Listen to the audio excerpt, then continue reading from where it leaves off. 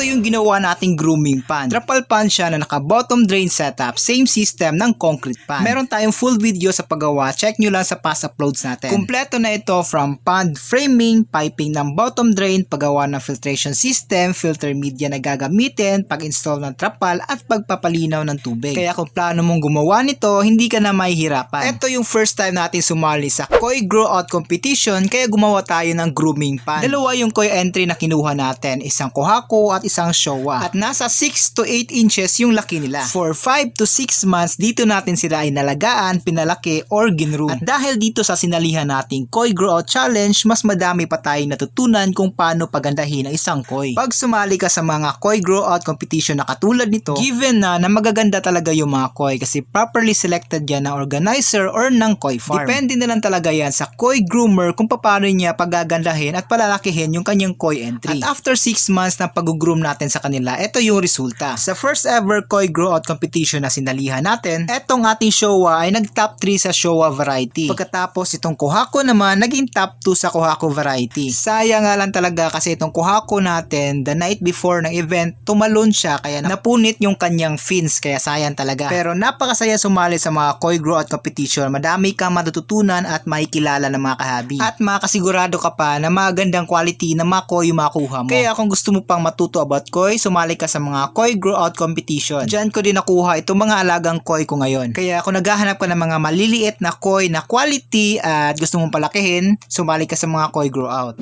Sa kasamaang palad nga lang, itong ating Showa ay tinamaan ng dropsy kaya wala na siya ngayon. Almost 1 month din natin tong ginamot pero di talaga naka-recover. Yung Kohako naman natin, eto na siya ngayon. Isa siyang male at malaki at malusog na siya. Kasamang lumalangoy nito mga alaga nating koi. Dito sa bago nilang koi pond na mas safe at mas malaki. Kung gusto nyo makita kung paano natin to ginawa, abangan nyo yan sa mga susunod na uploads natin. So hanggang dito na lang muna, hanggang sa susunod na video ulit. Happy fish keeping!